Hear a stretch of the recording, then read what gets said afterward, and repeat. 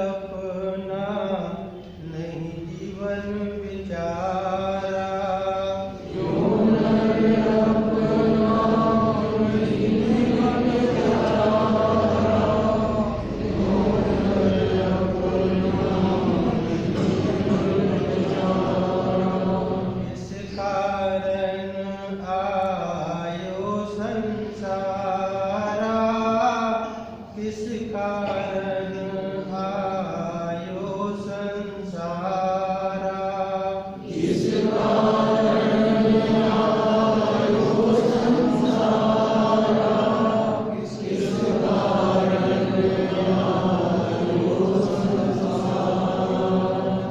क्यों नर स्वार्थ में नित लागा, क्यों नर स्वार्थ में नित लागा, क्यों नर स्वार्थ में नित लागा, क्यों नर स्वार्थ में नित लागा।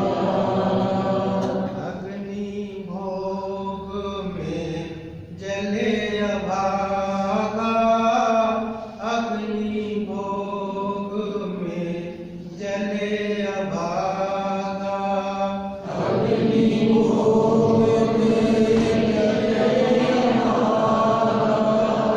अग्नि भोग में जले अभागा। क्यों नर जीवन में नहीं धर्म कमाया, क्यों नर जीवन में नहीं धर्म कमाया, क्यों नर जीवन में धर्म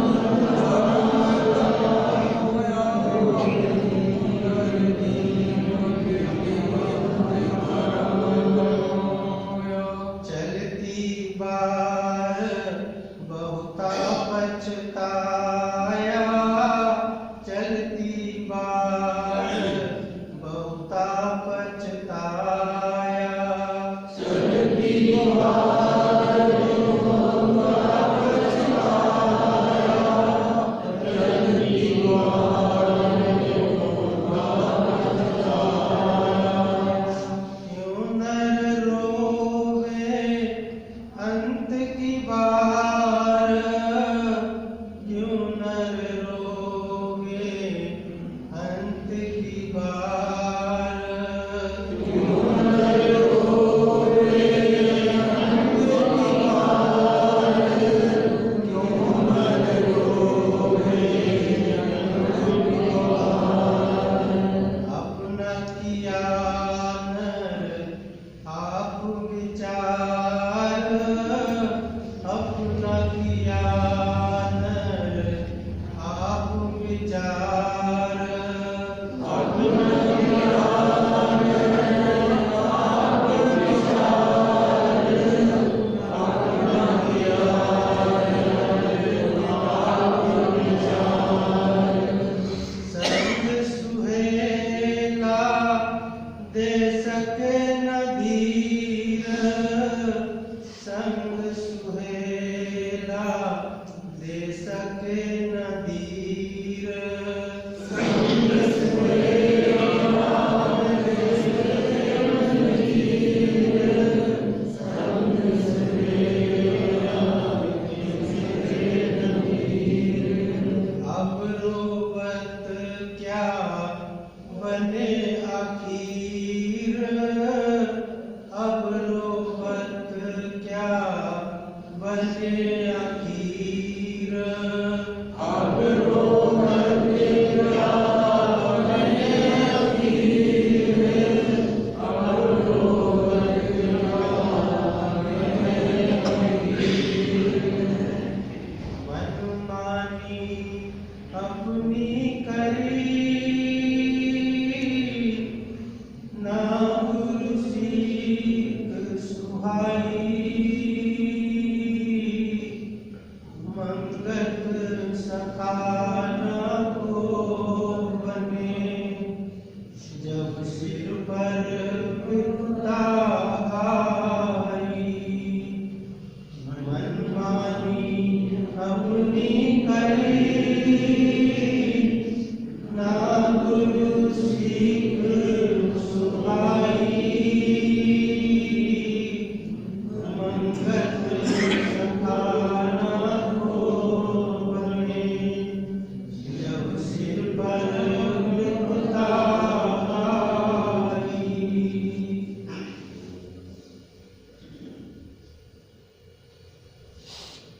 वाणी को सुनकर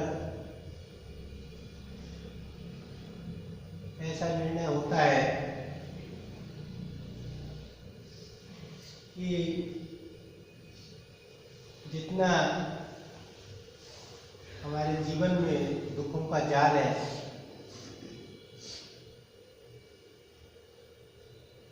तो वाणी निर्णय दे रही है कि क्यों न रोवे अंत की बार, अपना किया न आप विचार। जैसे कि इस जाल को हम सारा जीवन स्वयं ही बुनते हैं और अपने बुने हुए इस जाल में खुद ही सारा जीवन दुख और बेचैनी में तड़पते रहते हैं। फिर इसका उपाय क्या है? कोई सत्पुरुष मिल जाए जो हमको इस जाल से छुड़ा दे। लेकिन यहाँ पर कंडीशन, और वो कंडीशन क्या है कि मन मानी अपनी करी, ना गुरु सीख सुहाई। गुरु तो हमको सीख देते हैं, लेकिन हमारा रोग सबसे बड़ा कि अपनी मनमानी नहीं छूटे। बस बात करते रहते हैं गुरु की, गुरु के वचनों की, शास्त्रों की, लेकिन यदि अपने जीवन पर निगाह डालें तो बस केवल सुनने से ही काम हो जाए, बाकी जो मेरी इच्छा हो वो करना। ये मुख्य रोग है हमारा। बस जिसको ये बात समझ में आ जाए उसी का कल्याण हो सकता है, उसी को सत्संग से लाभ हो सकता है।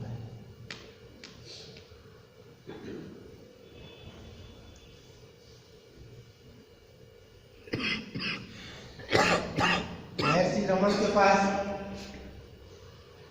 एक शिष्य बैठे थे और उन्होंने कहा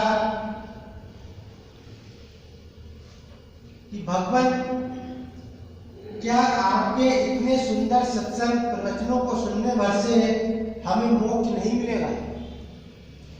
सामने संत बैठे हैं, पूर्ण संत साक्षात ईश्वर, और उनके वचन सुन रहे हैं।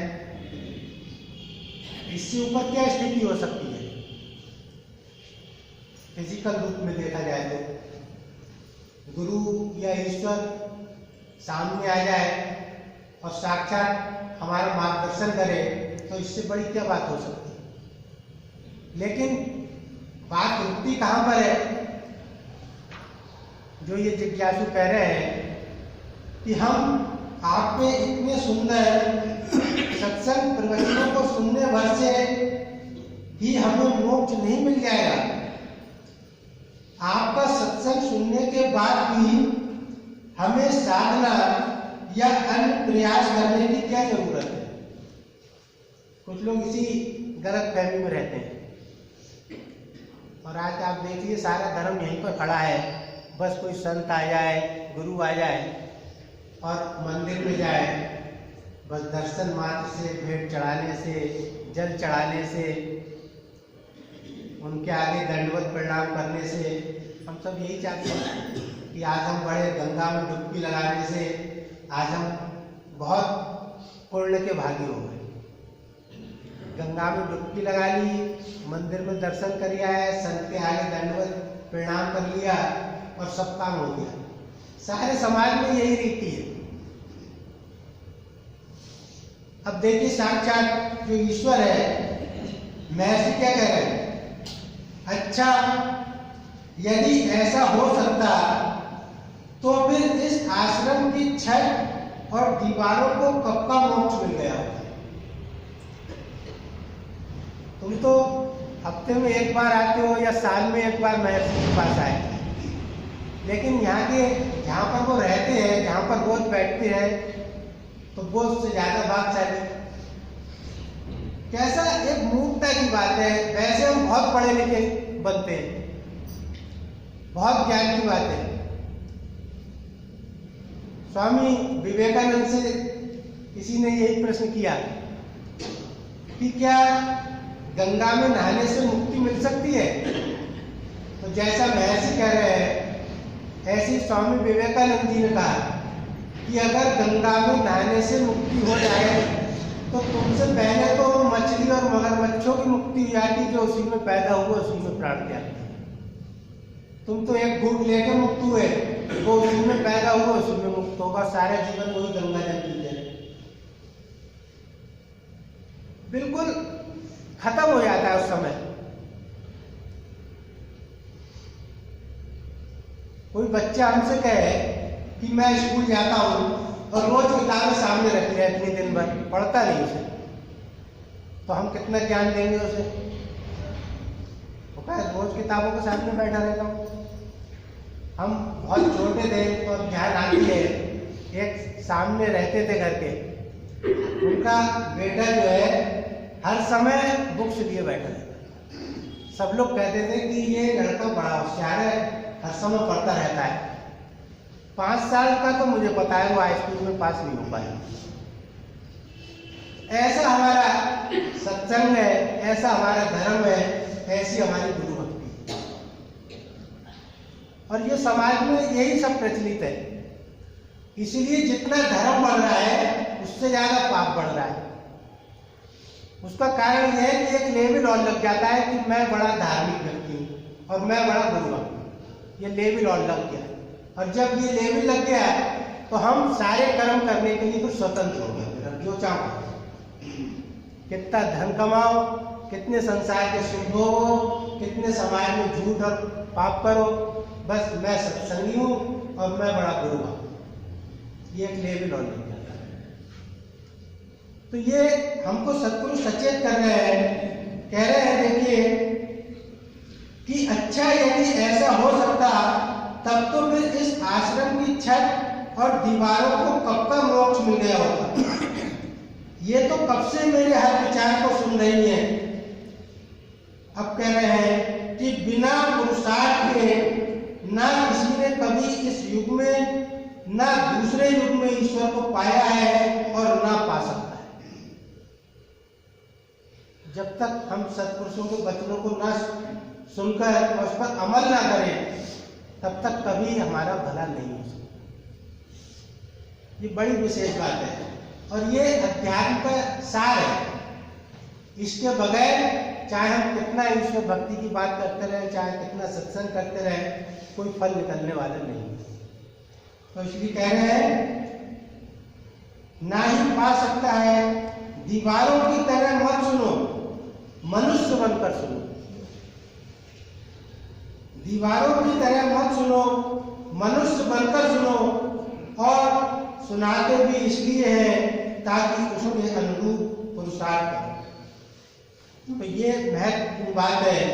इसलिए सत्पुरुष कह रहे हैं कि मन मानी अपनी करी, ना गुरु सीख सुहाई, मंगत सखा न को भयो, जब विपदा से पाए। तो अगर अपना सारा जीवन मनमानी करते रहे तो उसका फिर परिणाम केवल क्या निकलता है?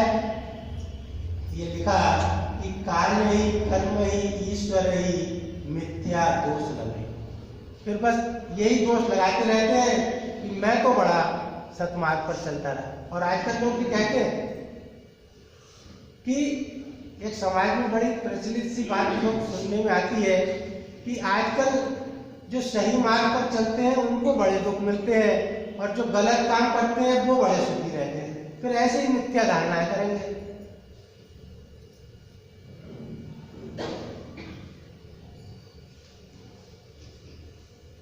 कुछ प्रश्न उत्तर और जो हमने सुने, शरीर तथा संसार से मुक्ति का मार्ग। देखिए महाराज जी कह रहे हैं, महाराज जी किन साधनों के धारण करने से हम संसार से अभूत पा सकते हैं। क्या कहते हैं गुरुदेव, प्रेमी इस बाहरी संसार से छूटने की क्या आवश्यकता है? पहले तो इस पिंजरे के संसार को छोड़ो जो गंदगी से भरपूर है। इस गंदगी को अंदर रखकर बाहरी संसार को छोड़ने का क्या फायदा? इस पिंजरे के संसार को छोड़ने से ही बाहरी संसार छूट सकता है। इस पिंजरे के साथ ही संसार का संबंध है, इससे छूटना ही संसार से छूटना है। अब इस वचन को महाराज जी के प्रश्न उत्तर को समझे। पिंजरे से छूटना ही संसार से छूटना है। अब इसका क्या मतलब हुआ? ऐसा नहीं है कि शरीर ही छोड़ देना है। ये इसका नहीं कि पिंजरे से छूटने का मतलब ये नहीं है कि ये शरीर छूट जाएगा, मृत्यु हो जाएगी तब संसार से छूटेंगे। लोग अर्थ भी अपने मन माने लगा लेते हैं। यहाँ पर जो प्रश्न हमको बता रहे हैं महाराज जी उत्तर कि इस पिंजरे से इससे छूटना है, संसार से छूटना है। अब बता रहे हैं इससे छूटना क्या है। इसलिए पहले पिंजरे के संसार को छोड़ दो तो बाहरी संसार खुद ब खुद ही छूट जाएगा। संसार का छोड़ना निश्चय करके शरीर को छोड़ना है। पिंजरे के संसार से छूटने के लिए जरूरी है कि पहले शरीर के जो सुख है, जिनके लिए मनुष्य हर वक्त दौड़ धूप कर रहा है, इससे छुटकारा हासिल किया जाए। यह है पिंजरे से छूटने का मतलब। पिंजरे से छूटने का यह मतलब नहीं है कि शरीर की मृत्यु हो जाए तब हम संसार से छूटेंगे। और जब मुक्ति और मोक्ष की बात आती है तो सब लोग सीधी यही धारणा करते हैं कि मृत्यु के पश्चात मुक्ति होगी। लेकिन सत्पुरुष बता रहे हैं कि इस शरीर से छूटने का मतलब, मुक्ति का मतलब क्या है कि पहले शरीर के जो सुख है, जिनके लिए मनुष्य हर वक्त दौड़ धूप कर रहा है, इनसे छुटकारा हासिल करें। इसके लिए ऐसे असूलों पर अमल करना लाजमी है, जैसे सादगी, सेवा, सत्य, सत्संग और सत्सिमरन। जो जो इन पर अमल करते जाओगे, तुमको ईश्वर की सत्ता का पता चलेगा और इस संसार के सब सुख नाशवान महसूस करोगे, जिससे संसारी भोग पदार्थों से तुम्हें वैराग्य प्राप्त होगा और तुम ईश्वर प्रेम में मगन होकर संसार रहित हो जाओगे। तो बात यह है कि जब हम मुक्ति और मोक्ष की बात करते हैं तो उसका ये मतलब नहीं है कि शरीर की मृत्यु के बाद मुक्ति और मोक्ष की बात होगी। मुक्ति और मोक्ष का मतलब है शरीर रहते रहते जो शरीर के सुख, जो हमारे जीवन का लक्ष्य है और जिन सुखों के लिए हम सारी जिंदगी अपनी खत्म कर देते हैं, इन सुखों से इनकी आसक्ति छोड़ना, इन सुखों से, शरीर के सुखों से वैराग्य हासिल करना, यही वास्तव में मुक्ति और मोक्ष का है। और अगर नहीं छोड़ा तो इसका परिणाम जो अभी हम बाणी पढ़ रहे हैं कि ना गुरु सीख सुहाई, मंगत सखा न को भय, भयो जब सिर पर मिलता है। और यही प्रश्न, अब ये भी छोड़ना इतना आसान नहीं है, तो कैसे इसको ये कैसे छूट सकते हैं ये आसक्ति? क्योंकि ये सबसे बड़ा रोग है हमारा। हम गुरु दरबार में आते हैं, ईश्वर भक्ति करते हैं, तब भी इसी रोग को लेकर करते हैं। गुरु के आगे मत्था टेकते हैं, अंदर क्या प्रार्थना चल रही होती है कि ईश्वर को मानते हो या गुरु को कि मैं आपकी शरण में आया हूँ। क्यों आया हूँ? क्योंकि जो मेरी इच्छा है वो पूरी होती रहे, जिन सुखों का अभाव है वो सुख मुझको प्राप्त होते रहे, और जो संसार के दुख है वो दूर हो जाए। बस इसी कामना को लेकर सारा जीवन ईश्वर भक्ति की बात चलती है। अब आप देखिए महर्षि रमन यहाँ पर हमको क्या मार्गदर्शन कर रही है।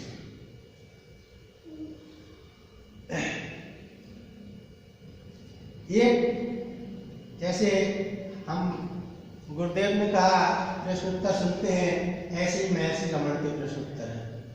तो एक शिष्य ने कहा,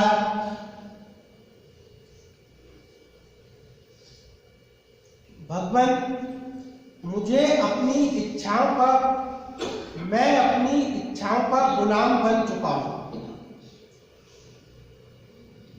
जितना इनके बंधन से मुक्त होना चाहता हूं उतना ही ये मुझे जकड़ लेती है। अब हम देखें कि क्या वास्तव में ये हम सबका भी प्रश्न है।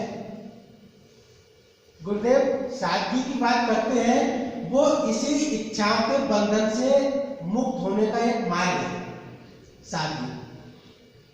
हम सोचते हैं कि सादगी केवल दिखाने के लिए है, ये हमारे मन का जो रोग है उस रोग का एक परहेज है, ताकि इस परहेज को करके सादगी पर चल के हम इन इच्छाओं के बंधन से धीरे धीरे मुक्त हो सके। कोई व्यक्ति एकदम सब अपनी इच्छाओं को खत्म नहीं कर सकता, तो ये एक सादगी का मार्ग है जिस पर चलकर व्यक्ति पहले सादगी रहना शुरू करता है, फालतू की इच्छाएं कम होती है, तो ये एक मार्ग है। तब जब उसने कहा कि मैं अपनी इच्छाओं का गुलाम बन चुका हूं, जितना इनके बंधन से मुक्त होना चाहता हूं उतना ही ये मुझे जकड़ लेती हैं, मैं क्या करूं। अब देखिए कितना महत्वपूर्ण प्रश्न है। अब महर्षि कहते हैं,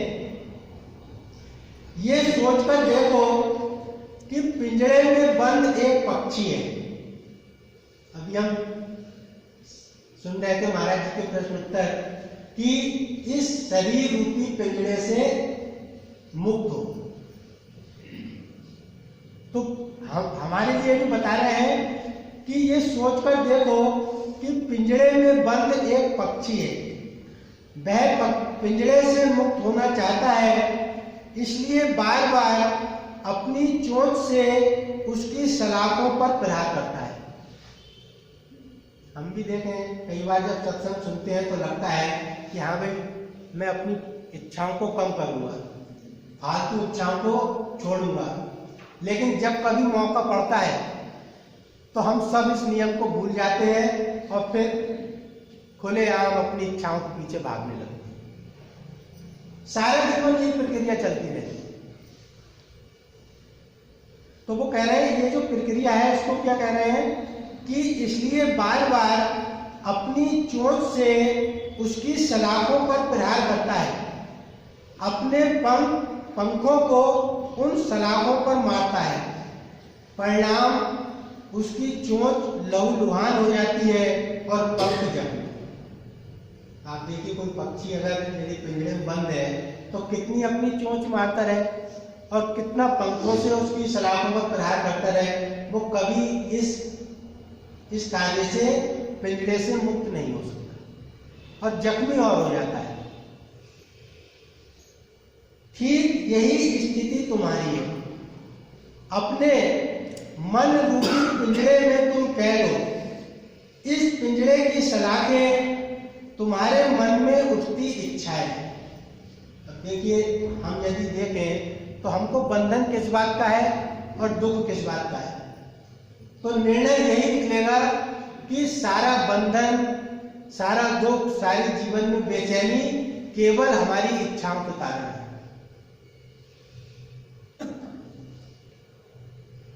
तुम इस पिंजरे से मुक्त होने के लिए इन सलाखों से टकराते हो, यानी इच्छाओं को जबरन दबाने की कोशिश करते हो, इसलिए बार बार हार जाते हो।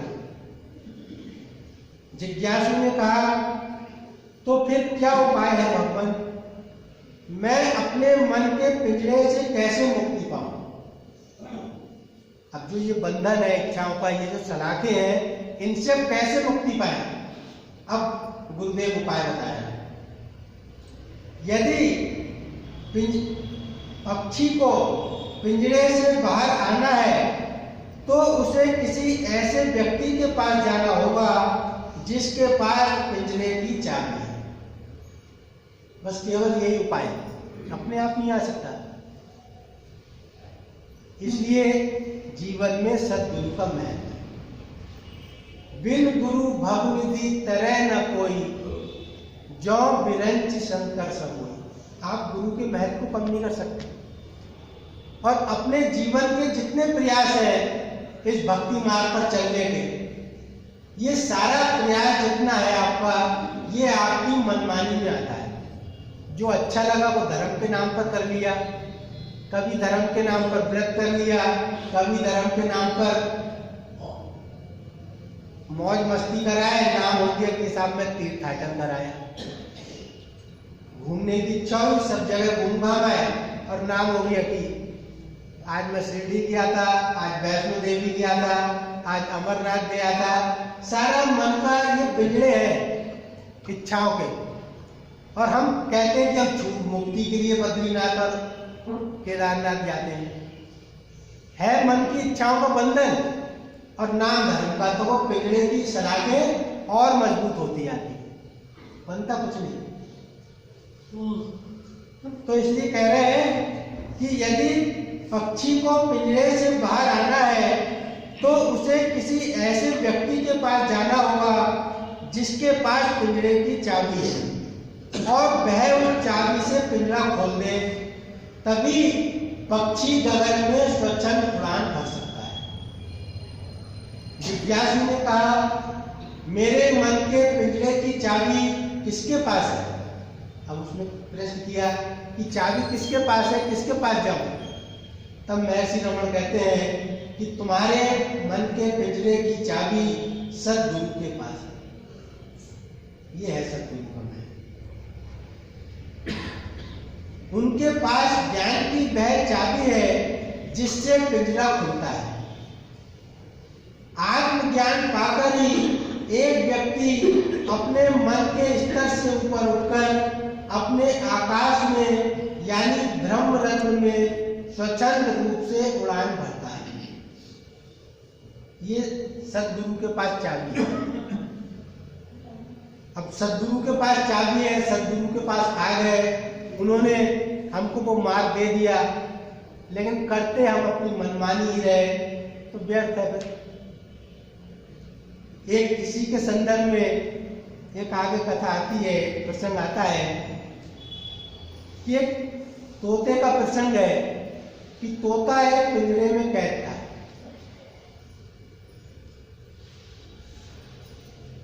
किसी संत के पास वह तोता आई है,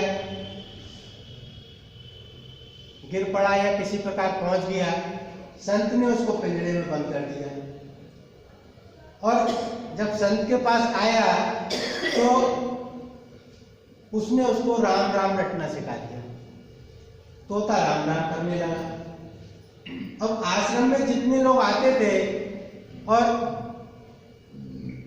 उनको पता चला कि तोता राम राम कहता है तो सब लोग उसके पास जाते थे और उसको कुछ ना कुछ जो भी तोते को अच्छा लगता था, मिर्च या जो भी चीज उसके पसंद की वो देते थे और तोता राम राम कहता था। तो राम राम कहता था और उसको खूब खाने पीने को मिलता था। एक बार कोई शेठ दर्शन को आया और उसने भी देखा तोता राम राम कहने वाला है। उसने संत से प्रार्थना की कि भाई इस तोते को हमें दे दीजिए। ज्यादा दान पुण्य करने वाला सेठ था तो संत ने उनको दे दिया। वो सेठ के घर पर भी राम राम करता था और खूब मजे में रहता था, क्योंकि लोग खुश होते थे, उसको कुछ ना कुछ देते थे। इसी प्रकार धीरे धीरे वो तोता राजा के पास पहुंच गया और राजा भी बड़ा खुश होता था उसके मुख से राम राम सुनकर। तो तोते को संसार के वैभव की कोई कमी नहीं थी, जैसे हमारी स्थिति है। संसार के सुख खूब है, लेकिन कैद बनी हुई है, पिंजड़े में कैद है। किसी प्रकार एक बार एक उड़ता हुआ तोता उधर से निकला और उसने उससे भेंट की। जब उसने भेंट की तब उस तोते को अपने बंधन का पता चला कि मुझे संसार का सुख तो बहुत है, लेकिन ये इतना स्वच्छंद है, मैं सारा जीवन इसी पिंजड़े में, मेरी आयु खत्म हो गई। अब उसके मन में बेचैनी और जिज्ञासा जागी कि मुझे भी यहाँ से मुक्त होना चाहिए। जैसे हम सब लोग गुरु की शरण में आते हैं तो एक कहीं ना कहीं तो कुछ ना कुछ जिज्ञासा है, तो जब उसके अंदर ये जिज्ञासा जागी, अब उसका मन जो है इन चीजों से विरक्त हो गया। अब उसको ये अच्छा नहीं लगता था कि मैं यहाँ पर पिंजड़े में रहूं और ये संसार के सुख मुझको जो खाने पीने को मिल रहा है ये उसको अच्छा नहीं लगता था। एक बार वही संत जब राजा के पास आए किसी प्रकार, तब तोते ने उनसे प्रार्थना की कि मैं मुक्ति चाहता हूं, क्या मेरा उपाय है। उन संत ने कहा कि मैं किसी गांव में जा रहा हूं, किसी गांव का पता बताया। तब तोते को पता चला कि मैं भी वास्तव में, उसको याद आया कि मैं भी वास्तव में उसी गांव में रहता था, वहीं मेरा जन्म हुआ था और वहीं पे मुझको पाला पोसा गया था। और वहां पर उसको गुरु थे उसके, जो जिन्होंने उसको सब चल उड़ना और सब कुछ सिखाया। तब उसने कहा कि आप उस गांव में जा रहे हैं तो वहां पर इस घर में मेरे गुरु रहते हैं, उनसे आप मेरी राम राम कह देना, क्योंकि वो राम राम सीख गया था। उस व्यक्ति ने कहा ठीक है। तो जब वो व्यक्ति उस गांव में पहुंचा तब तोते के गुरु के पास गया और उसने वहां पर पहुंचकर कहा कि आपके जो शिष्य है, वो जो तोता उसके बारे में बताया, उसने आपको राम राम कहा है और वो अमुक जगह उस राजा के यहाँ पिंजड़े में है। तो जैसे ही उस व्यक्ति ने उस तोते से कहा कि आपके शिष्य ने राम राम भेजा है और वो अमुक जगह राजा के कैद में है, अचानक उसका गुरु उड़ा और उड़कर गिर पड़ा और तड़पने लगा और तड़प कर उसने अपने प्राण छोड़ दिए। जैसे ही उसने उसके शिष्य का संदेश दिया गुरु को कि आपके शिष्य ने राम राम कहा है, तो उसने सुनते ही एकदम उड़ान भरी और गिर पड़ा उड़ते और तड़पते हुए प्राण छोड़ दिए। अब उसको बड़ा आश्चर्य हुआ कि ऐसी घटना क्यों घटी। तो वो वापस राजा के आया और उस तोते से मिला और अपना दुख उससे कहने लगा। तोते ने कहा कि आप उस जगह गए कि आपको मेरे गुरु मिले, आपने उनसे मेरी राम राम कहा।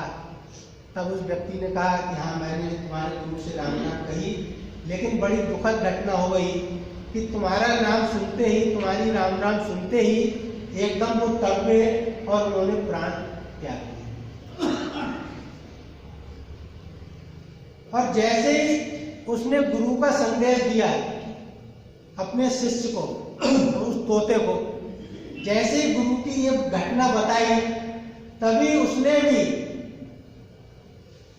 एकदम तड़पना शुरू कर दिया और अपने प्राण छोड़ दिए। बड़ी गंभीर घटना हो गई। एकदम राजा को बुलाया और राजा ने देखा कि तोते ने प्राण छोड़ दिए तो बड़ा दुख हुआ। उसने कहा भैया ये पिंजरा बाहर ले जाओ और इसको कहीं जंगल में छोड़ो। जैसे ही राजा ने पिंजरा बाहर भेजा और उसको जंगल में डाला, थोड़ी जैसे ही डाल के बाहर छोड़ा, वो एकदम पंख फड़फड़ाता हुआ उड़ गया। तब उड़ा, तब वो जो लोग थे छोड़ने आए थे, वो व्यक्ति भी था कि भाई ये क्या हुआ, ये सब घटना क्या हो गई। तब जो कह रहे हैं कि गुरु के पास तुम्हारी चाबी है कि कैसे इस पिंजड़े से मुक्त हो सकते हो। तो कहने लगा कि मेरे गुरु को जब मैंने प्रणाम और राम राम कहा तो ये गुरु ने संदेश भेजा कि तुम तभी इस पिंजड़े से मुक्त हो सकते हो जब तुम बिल्कुल संसार के इस पिंजड़े को छोड़ दो, अर्थात बिल्कुल मृत होकर। गुरु तड़पा और उसने इशारा दिया कि तड़प कर एकदम ऐसे बन जाओ कि जैसे तुमने प्राण छोड़ दिए। और जब ये घटना होगी कि तुमने प्राण छोड़ दिए, तब फिर तुमको कोई पिंजड़े में नहीं रखेगा और तुम मुक्त हो जाओ। तो ये इशारा किया कि अगर मुक्त होना चाहते हो संसार में, तो संसार में मृत की तरह रहो, जिसको सत्पुरुष वैराग्य कहते हैं। जो महाराज जी का हम सुन रहे थे कि तृष्णा ही बैतरणी है, और हम बैतरणी से पार होना चाहते हैं और तृष्णाओं को बढ़ाते रहते हैं। तो ये सादगी का जो मार्ग है, इच्छाओं को खत्म करने का मार्ग है, ये वही मार्ग है कि जैसे संसार में तो रहो, लेकिन संसार में ऐसे रहो जैसे किसी मृत व्यक्ति की इच्छा है। उसके लिए ये सारा मार्ग बताया जो हम अभी प्रश्न सुन रहे थे। इसलिए वो कह रहे हैं कि अब देखिए क्या कह रहे हैं। अब ये जब हमने प्रश्न सुना, अब महाराज जी के इस प्रश्न उत्तर को देखें। कह रहे हैं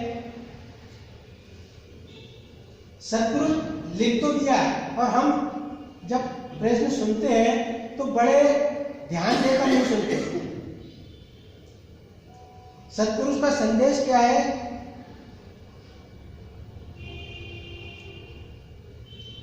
देखें, कह रहे हैं आखिर सुखों के पीछे चक्कर काटते काटते कितने इंसानों की जिंदगियां खत्म हो गई। हम सारा जीवन एक ही लक्ष्य लेकर जीते हैं कि बस सुख सुख, संसार के सुख, इसका कोई अंत ही नहीं है। आज 2 पैसे का सुख, कल 4 पैसे का सुख, और ये अनंत चलता रहता है, और कभी इसकी मंजिल नहीं प्राप्त होती कि कोई व्यक्ति ये कहे कि हाँ आज मेरे सुख की सीमा पर मैं पहुंच गया। जितना इस मार्ग पर और चलता है उतनी उसकी प्यास और बढ़ती चली जाती है। तो ये कह रहे हैं कि आखिर सुखों के चक्कर काटते काटते कितने इंसानों की जिंदगियां खत्म हो गई। आखिर को ये देखा गया कि हाय हाय करते हुए वे दुनिया से चले गए, कुछ उनका नहीं बना। तू उनसे सबक शिक्षा ले और गुणी पुरुषों के रास्ते पर चल। इस जिंदगी में ही अपने आप को शरीर के सुखों से ऊंचा उठा ले। ये एक संदेश है निश्चित, और हमारा ये सबसे बड़ा रोग है। हम देखिए गुरु के मार्ग में लापरवाही करते हैं, अध्यात्म मार्ग पे चलने पर लापरवाही करते हैं, और उसका कारण क्या है? जहां भी कभी हम देखें कि इस मार्ग में चलने में कहीं रुकावट आ रही है, कहीं कोई बाधा है, और उस बाधा के पीछे हम कारण देखें तो केवल एक कारण निकलेगा, क्या? कहीं ना कहीं कोई हमारा स्वार्थ। और वो स्वार्थ क्या है? स्वार्थ का मतलब ही क्या है? दुख के लिए स्वार्थ नहीं होता, सुख प्राप्ति के लिए स्वार्थ होता। दुख उठाने के लिए थोड़ी स्वार्थ है हमारा, लेकिन सुख के पीछे भागने की जो दौड़ है यही स्वार्थ कहलाता है। और जब कभी इस मार्ग में हमारी कहीं कोई बाधा होगी तो उसके पीछे कहीं ना कहीं हमारा स्वार्थ खड़ा होगा। और वो स्वार्थ क्या है कि इस कार्य को करने से मुझको सुख मिलेगा, इस कार्य को नहीं करूंगा, जो भी संसार का कार्य है, तो मेरा बड़ा भारी नुकसान है। तो इसलिए सतपुरुष कह रहे हैं कि इस जिंदगी में ही अपने आप को शरीर के सुखों से ऊंचा उठा ले। इस तरह का गहरा निश्चय जब परिपक्व हो जाता है तो धीर पुरुष बड़े बड़े दुखों में भी कष्ट महसूस नहीं करते। उनकी ये भावना पक्की हो जाती है कि प्रभु जो करता है मेरे भले के लिए करता है, और बड़े बड़े सुख दुख भी उसे सुखदायी महसूस होते हैं। तो ये हम एक निश्चित मान ले,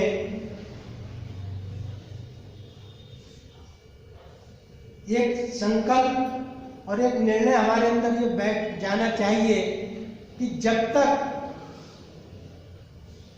ये विश्वास करो, ये महाराज जी का वचन है, विश्वास करो, जब तक ये समझते रहोगे कि संसार के सुख भोगते रहे।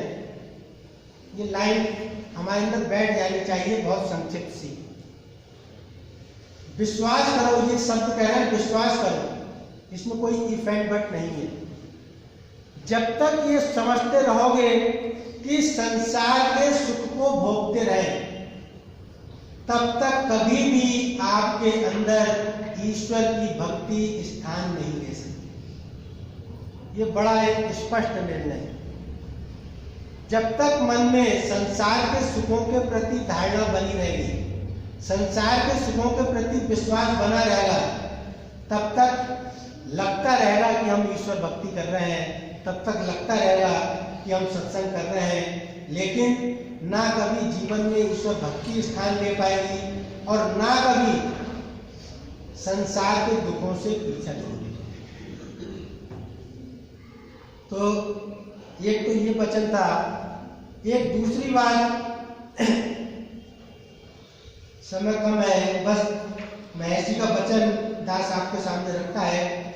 एक और प्रेमी ने, उनके शिष्य ने एक ये प्रश्न किया, क्योंकि कई बार सत्संग सुनते सुनते भी, ईश्वर की भक्ति करते करते भी, क्योंकि संसार के सुख भोग नहीं छूटते, सुखों को भोगने की इच्छा नहीं छूटती, तो जीवन में निराशा आ जाती है।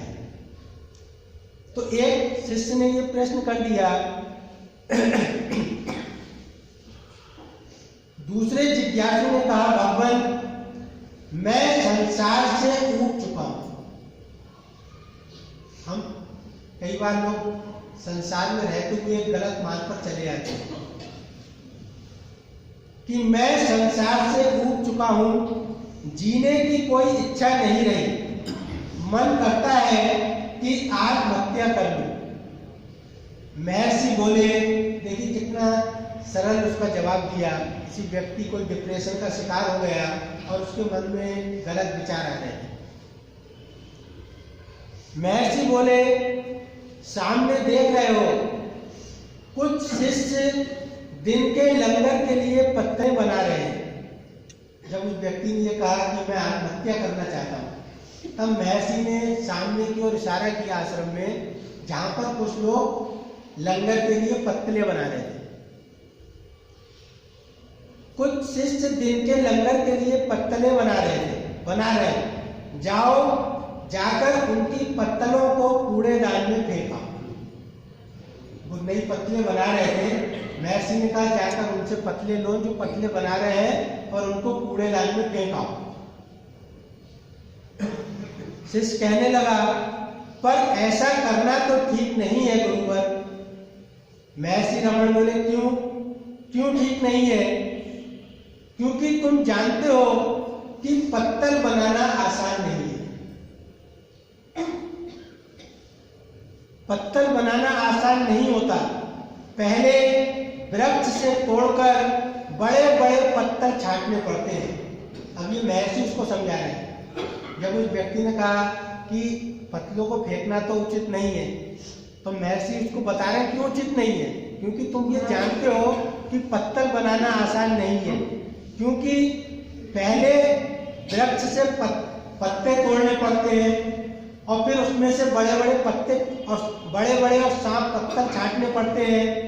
उसके बाद सींकें इकट्ठी करनी पड़ती हैं और उसके बाद बड़ी सावधानी से सीकों से इन पत्तलों को जोड़ना पड़ता है, तब कहीं जाकर भोजन के लिए पत्तल तैयार होते हैं। इतना प्रोसेस करके भोजन के लिए पत्तल तैयार होते हैं। अब यदि बिना उपयोग किए इस पत्तल को फेंक दे तो सही नहीं है ना।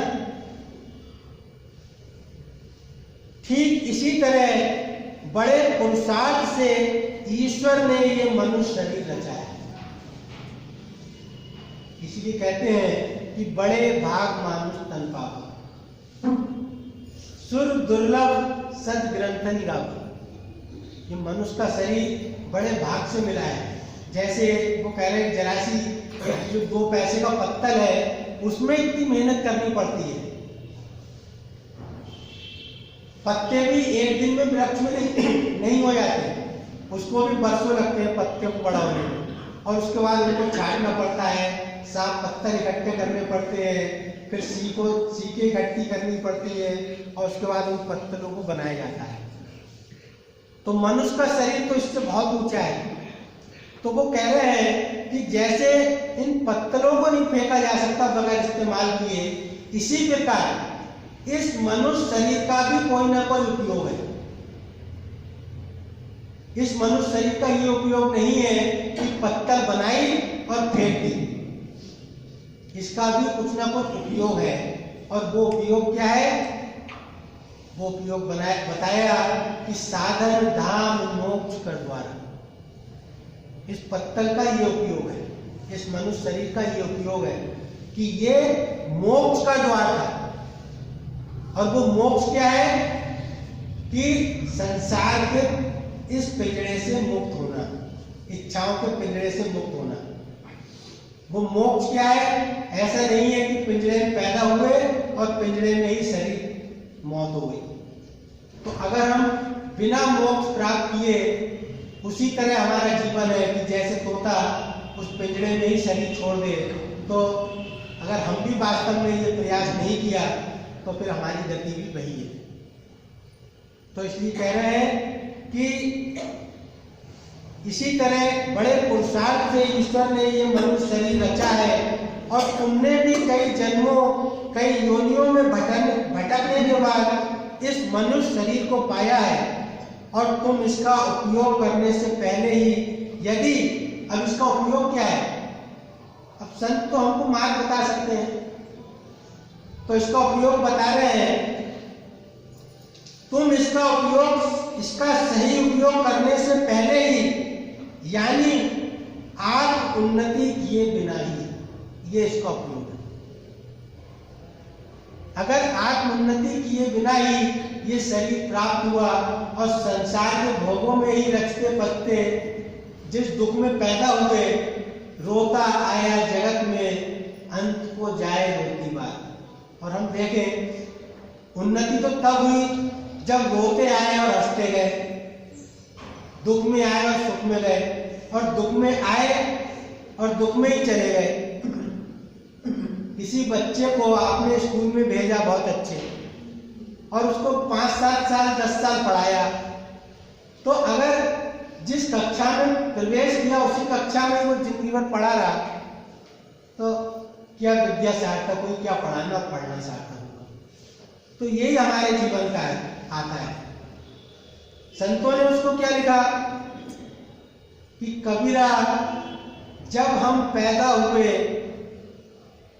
जग हंसे हम रोए, ऐसी करनी कर चलो हम हंसे जग रोए। लेकिन हमारी तो उल्टी स्थिति है, रोता आया जगत में अंत को जाए रोती बात। तो क्या हमने प्रगति की? तो इस सारे जीवन को और मनुष्य जीवन को और मनुष्य जीवन के सारे कर्म को आप क्या कहेंगे? उसके लिए लिखा, जो न तरह भवसागर नर समाज अस्पाई, सोकृत निंदक मंदमती आत्मा हंसती है। तो जो आत्महत्या की बात कह रहे हैं, तो अगर रोते हुए आए और रोते हुए चले गए, दुख में पैदा हुए, दुख में ही मृत्यु हो गई, तो फिर सारा जीवन का जो कर्म है, जो परिणाम है, वो आत्महत्या करने की तरह होगा। तो सद्गुरु, कोई पूर्ण सद्गुरु मिलता है तो वो हमको इस आत्महत्या से बचाता है। लेकिन लौट कर के बात वही आती है कि मन मानी अपनी करी, ना गुरु सीख सुहाई, मंगत सखा न खो गयो जब सिर पर बनता है। तो हमको जब ऐसे पूर्ण ऋषि का मार्ग मिला है, एक ऐसे पूर्ण गुरु मिले हैं, तो तभी सत्संग और गुरु भक्ति हमारी सार्थक है। जब हम वास्तव में अपनी आत्मोन्नति करने का प्रयास करे रहें, सारा जीवन केवल शरीर के भोग और शरीर के सुख ही हमारे जीवन का लक्ष्य न रहे, वरना इसी स्थिति को आत्महत्या संतों ने कहा। तो हम इस आत्महत्या से बचें, यही गुरु मिलने का लाभ है। ओम सत्य।